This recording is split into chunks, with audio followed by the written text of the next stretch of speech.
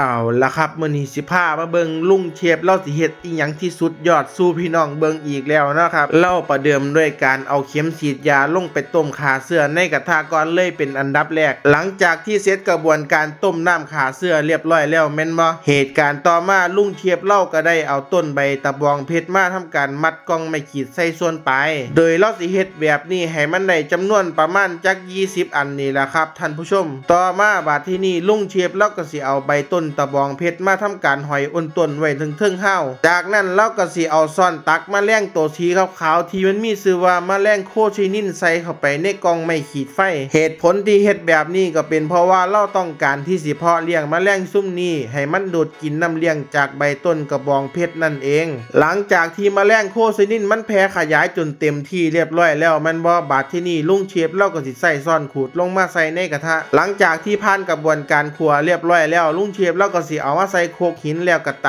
ำแล้วสารสีแดงที่มีชื่อว่าโคซินินก็สิค่อยๆปรากฏขึ้นมาแบบสีแดงอ่องตองแล้วที่นี่ลุงเชฟเราก็ทำการเอาสีแดงมาทำการคั่วด้วยไฟห่อนอีกรอบนึงจากนั้นก็นำมาตำในรอบที่2เพื่อให้มันมีความปนที่สุดเท่าที่สิเป็นไปได้แล้วบัดที่นี่ลุงเชฟเราก็สิทำการผสมสีแดงโคซินินกับกรดคาร์บอนิกลงไปคลุกเข้าให้เข้ากันดีๆซะแล้วก็เอามาเทลงไปในเข็มฉีดวัคซีนสุดท้ายลุงเชฟเราก็สามารถผลิตลิปสติกที่มีสีแดงสดแบบอ่องตองออกมาจากแมลงโคซินินได้แล้วแต่ถ้าว่าคลิปวิดีโอของเรากับบ่มีคนกดไลค์ให้เลยแม้แต่คนเดียว